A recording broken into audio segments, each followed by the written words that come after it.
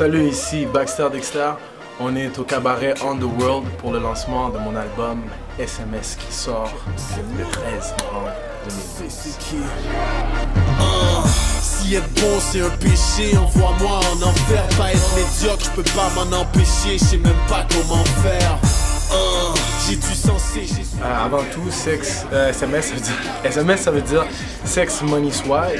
Et je te dirais que cet album-là est quelque peu plus, je dirais pas commercial en tant que tel, parce que les sujets des fois que j'y aborde ne sont pas du tout des sujets commerciaux, mais avec une touche un peu plus mainstream. C'est un peu moins underground que ce que j'avais l'habitude de faire ou bien de ce qu'on peut souvent retrouver dans le marché urbain du rap québécois.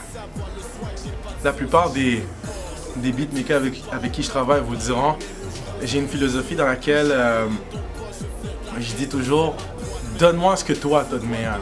Moi, je veux pas te dire qu'est-ce que moi je veux. Moi, je suis le pro des paroles. Lui, c'est le pro des instrumentaux. Donc, c'est souvent comme ça que je choisis mes instrumentaux. Pour le choix des chansons elles-mêmes, à la fin, c'est vraiment plus une question d'émotion, de qu'est-ce que je trouve qui est bon. Tout dépend du moment. Je veux dire, l'album n'est vraiment pas le même qu'il était il y a 2 ans parce que ça a pris beaucoup de temps avant de sortir. Donc pour le choix des chansons, on y a été beaucoup avec le feeling et j'ai été bien conseillé aussi par David Dubé de HLM qui m'aidait beaucoup aussi à voir qu'est-ce qui peut plus entrer dans le marché, qu'est-ce qui peut m'ouvrir plus de portes et tout. Puis c'est à peu près comme ça qu'on a choisi les chansons en général.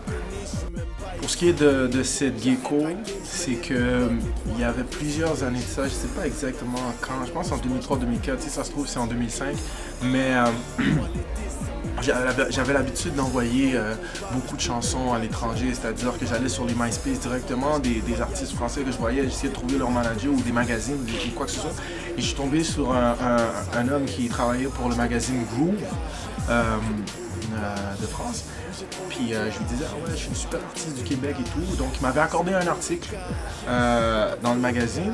Et par la suite, beaucoup d'années plus tard, moi, tu sais, j'écoute quand même la musique, le rap français qui vient d'Europe. Et je regardais ses vidéos. Et moi et mon manager, qui est Pierre Cassis, on était comme: ouais, ce gars-là, il est cool, ouais. Puis on s'est dit: ah ben, parle-y. Et puis là, finalement, il lui a parlé, puis le gars a dit: bah oui, je me rappelle de Baxter. Ah ouais, donc ça a été beaucoup facilité. Pour ce qui est de Soprano, l'histoire est plus courte, c'est beaucoup plus facile que ça. C'était qu'il faisait une tournée au Québec, dans 5 villes, et j'ai été appelé par l'organisateur du spectacle pour faire la première partie de la tournée. Donc je suivais dans chaque ville, et puis heureusement pour nous, on a eu une bonne relation, je veux dire. C'est pas qu'on est les meilleurs amis du monde, mais c'est que c'était vraiment, il y avait une bonne courtoisie, une bonne chimie, on parlait, on se demandait: ah, comment ça a été toi? Ah, ça a été super bien, et toi, comment ça a été? Ah, super bien, fait froid au Québec, hein? Tous ces genres de choses-là. Donc, on a eu une bonne petite chimie. Après ça, le temps est passé un peu, puis mon manager, j'ai parlé avec mon manager, j'ai dit: on devrait carrément lui demander si ça l'intéresserait de faire partie de mon album. Puis, à mon grand plaisir, il a accepté. Donc, c'est toutes des histoires qui me font vous donner une leçon. Peu importe ce que vous faites de bien, ça peut vous payer plus tard. Donc, n'arrêtez pas de travailler. Travaillez fort tout le temps. Puis même si le résultat n'est pas immédiat, ça peut venir plus tard.